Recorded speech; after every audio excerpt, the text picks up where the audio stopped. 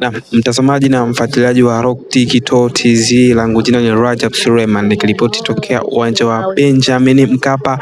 ambapo mpinzani wa Simba Esperance de Tunis ameshafika maeneo haya kwa ajili ya kufanya mazoezi yake ya mwisho kujiandaa na mchezo wa kesho utakaopigwa kwenye dimba hili la Benjamin Mkapa mnamo majira ya saa 10 za jioni.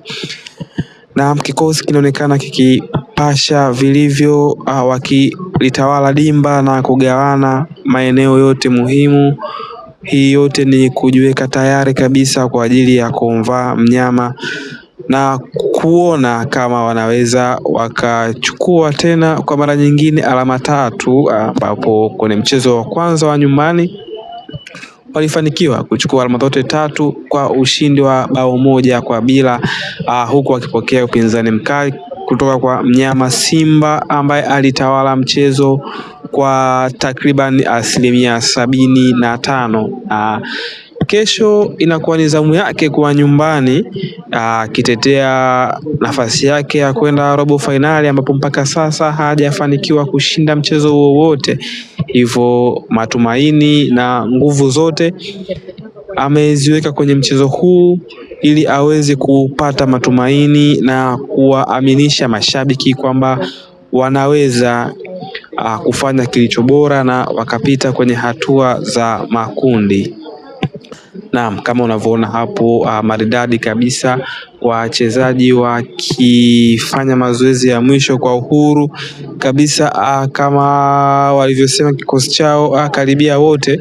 wamesafiri kuja nchini Tanzania pamoja na mashabiki wao ambao walifika mapema kabisa, na wengine walienda visiwani Zanzibar kwa ajili ya kusabaha kidogo kabla ya kurejea hapa kutazama mchezo wao siku ya kesho kwenye hili dimba la Benjamin Mkapa. Tutegemee mchezo utakuwa mgumu kwa kiasi chake, maana wanalunya Simba Sports Club mpaka sasa hana hata alama 1, na akiwa amesalia na michezo 3 mkononi yenye jumla ya alama 9, ambapo hatakiwi kudondosha alama hata 1 ili aweze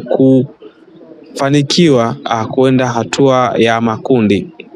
ambapo kama inavyoarifiwa kwamba mnyama Simba baada ya mchezo wake wa kesho atasafiri bila kupoteza muda mnamo siku ya tarehe 4 kuelekea nchini Angola kwa ajili ya mchezo wake wa 5 ambao utachezwa nchini kule siku ya tarehe 7. Naam.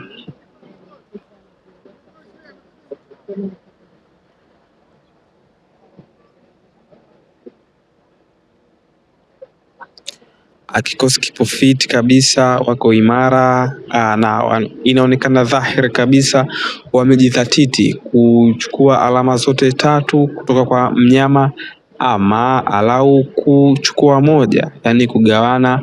alama, ila sio rahisi kama wanavyofikiria, maana mnyama naye amejipanga vilivyo. Naye mapema siku ya leo majira ya saa 5 alikuwa hapa